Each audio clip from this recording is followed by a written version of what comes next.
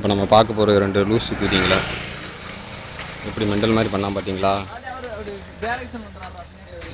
இதுதான் 1ஆம் number loose ஸ்டைலி.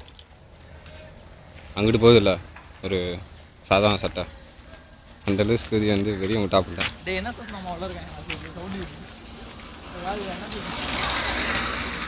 இவன் வந்து இவனா நினச்சிக்குவேன் என் மனசில் தனுஷு நம்ம வந்து எல்லாரையும் ஓட்டுறோம் அப்படி இப்படின்னு நினச்சிக்குவேன். இவனா அது பக்கத்தில் நிற்கிது இல்லைங்களா, இது வந்து என்எஸ்எஸ் நடிக்குங்க, என்சிசி நடிக்குங்க.